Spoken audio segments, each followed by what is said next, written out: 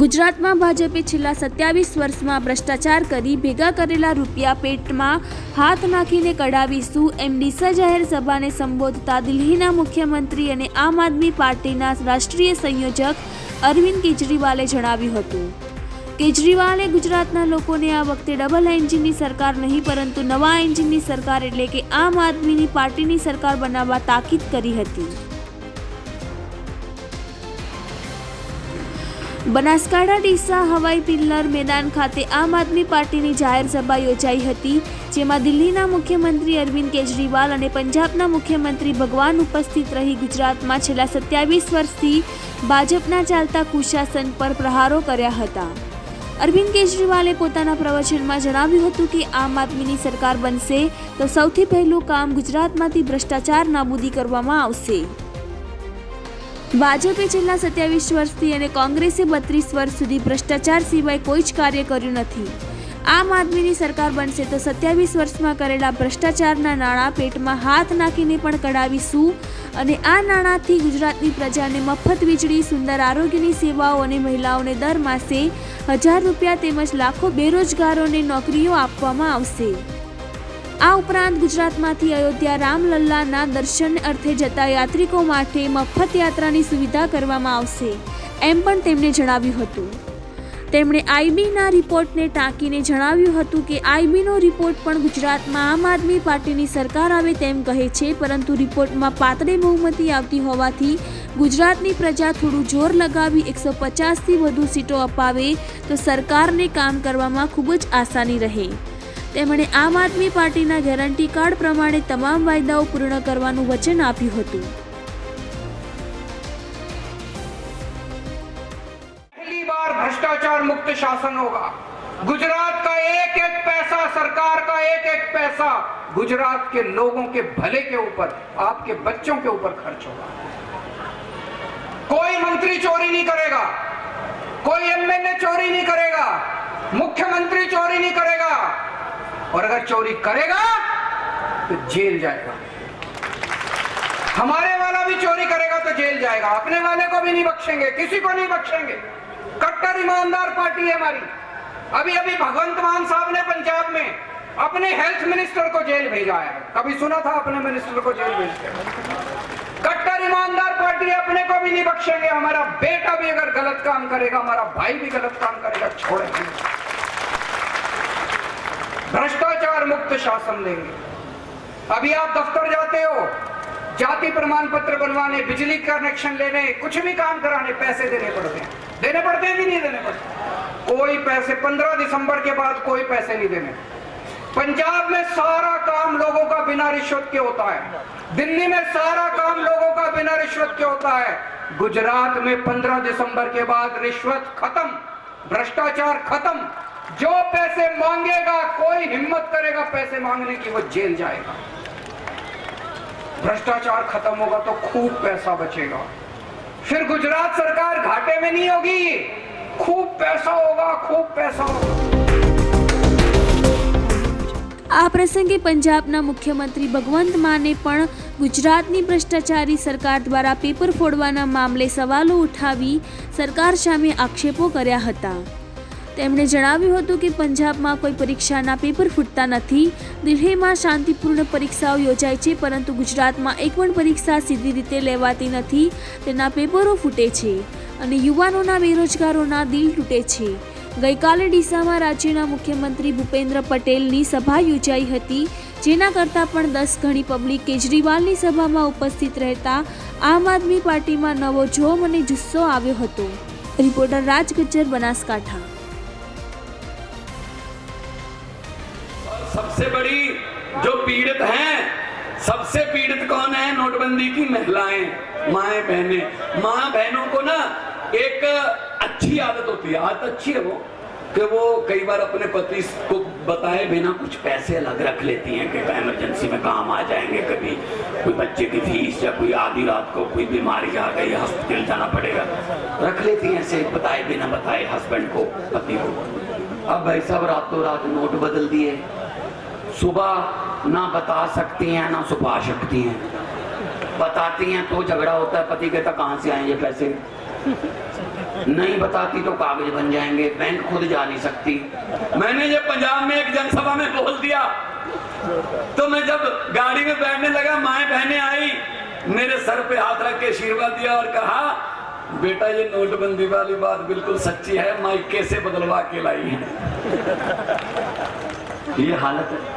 क्या नोटबंदी से आतंकवाद खत्म हो गया? नोटबंदी से क्या भ्रष्टाचार खत्म हो गया? सब वही चल रहा है। तो आओ इकट्ठे होके झाड़ू। मुझे पत्रकारों ने पूछा आपने आंधी कैसे रोक दी? मैंने कहा कौन सी आंधी? बीजेपी की दिल्ली और पंजाब में आंधी कैसे रोक दी? मैंने कहा बीजेपी का चुनाव चिन्ह क्या है? बोले कमल। मैंने कमल कहाँ उगता है? तो कीचड़ में। मैंने कहा हमारा चुनाव चिन्ह क्या है? बोले झाड़ू। मैंने कहा झाड़ू क्या करता है? कहता कीचड़ की सफाई। मैंने कहा हमने झाड़ू से कीचड़ की सफाई कर दी, कमल उगे ही नहीं दिल्ली और पंजाब में। अभी कल ही आप इनका हालत देख लो। कांग्रेस का एक मंत्री था, घोटाले करता था खूब, 5 साल उसने घोटाले किए। हमने उस पर उसका नाम अभी जांच में डाला था कि इसकी जांच करो, तो बीजेपी में चला गया। बीजेपी में चला गया तो लेकिन हमने कहा जी इसका मतलब ये नहीं है कि बीजेपी में चले गए तो साफ हो गए। बीजेपी आज देशना सर्वश्रेष्ठ मुख्यमंत्री અને કટ્ટર દેશભક્ત ઈમાનદાર અરવિંદ કેજરીવાલજીએ દેશને એક નવી દિશા આપી છે।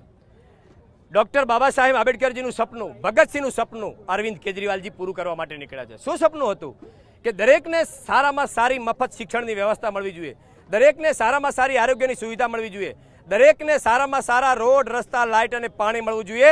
અને એ સપનું અરવિંદ કેજરીવાલજીએ દિલ્હીની અંદર પૂરું કર્યું છે। પંજાબમાં આન બાન શાન ભગવત માન આજે ત્યાં પંજાબની અંદર પૂરું કરી રહ્યા છે। છેલ્લા 7 મહિનાની અંદર ખૂબ સારા કામ કર્યા છે। ગુજરાતની જનતા આ 27 વર્ષથી ભ્રષ્ટ ભારતીય જનતા પાર્ટીની સરકારથી કંટાળ્યા છે। લોકશાહી જેવું રહ્યું નથી અને ગુજરાતની જનતા બદલાવ ઈચ્છી રહી છે। અને તમે જુઓ છો અહીંયા મોટી સંખ્યામાં બનાસકાંઠાના તમામ જનતા અહીંયા આવી છે અને પરિવર્તન ઈચ્છી રહી છે। બદલાવ અને પરિવર્તન નક્કી છે। બનાસકાંઠાની 7 सीट आम आदमी पार्टी जंगी बहुमती आवानी है, एमां कोई बेमत नहीं। बदलाव नहीं, आम आदमी पार्टी पूर्ण बहुमती साथेनी सरकार गुजरात अंदर बनवा जई रही है। मारू नाम भाणजीभाई प्रभुजी पटेल, गाम नोडला, तालुको लाखणी। हाल खेतीनो धंधो करूँ छूँ। 1982 थी भाजप में जोड़ायेलो छूँ। 1982 में तालुका पंचायत लड़ी, भाजप में 87 में लड़ी, 95 जिला पंचायत लड़ी, शिक्षित समितिनो बनासकांठानो चेरमेन अध्यक्ष बन्यो। पछी 2008 में कांग्रेस जॉइन करीने 2 वखत जिला पंचायतनो सभ्य कांग्रेस में बन्यो। हाल आपनी जे नीतिओ छे सारी छे ने आप जे वचन आपे छे ए पूरा करशे एवी आशा छे, एटले हूँ आपमां जोड़ाऊं छुं। 100% बदलाव आवशे। मने खातरी है कि माणसों उत्साह, हूँ गामडामां रहूँ छूँ, 2-3 जिल्लाओं साथे संपर्क में छूँ, साबरकांठा, महेसाणा, बनासकांठा ने मैंने बधा शिक्षकों संपर्क में छूँ। शिक्षकों ने पूछूँ एटले ए पोते ज बतावे कि बदलाव आई जाए। आपने कार्यक्रम पब्लिक भेगी करवी पड़े छे, अहींया पब्लिक खुद आवी छे, एना विषे शुं कहेशो? अहींया कारण के आ माणसोने एक विश्वास बेसी गयो होय कि अमारुं कंईक भलुं थशे અને કેજરીવાલ એ બધું ભલું કેજરીવાલ કરશે। ભાજપે ને કોંગ્રેસે જે બણગામ ભૂક્યા આજ સુધી એમાં કોઈ વાતનો ઠેકાણું પડ્યું નથી। અને ભાઈ કોરો ભ્રષ્ટાચાર થયો, કારણ કે હું કોઈનું કાપવા માગતો નથી। હું તો એક જ આપની સાથે જોડાણો છું, એમની નીતિ નિયમો ને માણસોનું કંઈક ભલું થાય એના માટે। સ્થાનિક લોકો કહી રહ્યા છે કે ભાજપને જે મત આપે એમનો જ વિકાસ થાય છે। હા, ચોક્કસ ચોક્કસ ચોક્કસ। હું 1982 सर मारू नाम गमर पंकज भाई पोखता भाई से गाम देरीसाड़ा तालुका दांता बराबर। मैं 10 पास पछी 12 पास करी अने डिप्लोमा 3 वर्ष इलेक्ट्रिकल डिप्लोमा एंजीनियरिंग करी अने 2015 थी हूँ आउटसोर्सिंग जीबी गेटको में 66 KV में नौकरी करूँ छूँ बराबर। एटले अमारो एवुं छे के 50,000 पगार आपता है अने छेल्ला 3 वर्ष सुधी 8,000 पगार थाय बराबर। 8,000 पगार थाय अने पछी फरीथी एजन्सी बदली जाए सरकार बीजा कॉन्ट्राक्टर ने आपी दे एटले पछी पाछा नीचे 100,000 आई जाए। पछी एवी जग्या एवी रीते मारा 7 वर्ष थी ज्या छे, हजी अत्यारे 7,000 ना 6,700 रुपया छे अने डिप्लोमा ऑपरेटर छुं बराबर। अने 7 वर्षथी नौकरी करे छे एटले સર આવું રેવન્યુ પ્રથા આવી અને પછી બધી આઉટસોર્સિંગ પ્રથામાં જીબીમાં એક કોરોના વખતે અમે ગેટકોમાં કોઈ ઘરથી બહાર નહોતું નીકળતું તે વખતે અમે જઈને નોકરી કરી, બરાબર ને? છતોય અમારે અત્યારે આઉટસોર્સિંગમાં છે અને હડતાળ ઉપર ઉતરીએ એટલે કહેશે કે તમારે તો આમાં કોઈ ગણાતા જ નહીં કર્મચારી, આઉટસોર્સિંગ કર્મચારી તમારે તો કે એજન્સી જ પૂછવું પડે, એજન્સીવાળાને કહે એટલે કે તમારે કરાવવું પડશે, તમારે તો અમારાથી ના થાય એમ. એટલે સર આવું અમારું કોઈ વિચારતું જ નહીં અને કંટાળીને અમે શેખ બેડા એસએસમાં હું નોકરી કરશે એથી એક ડીસા સુધી અને પછી ગોરાડ પેલો નોકરી કરતા, બરાબર? એમાંથી મહેસાણા સુધી આઉટસોર્સિંગ સર્કલવાળે બધાએ અમે આઉટસોર્સિંગ ગ્રુપ બનાવ્યું છે. એટલે આ સરકાર અમારો પ્રશ્ન નહીં નિકાલ આવે તો ફરીને અમે આમ આદમી પાર્ટીને અમે 100% સાથ આપી અને જીતાડવાના છીએ. કંટાળી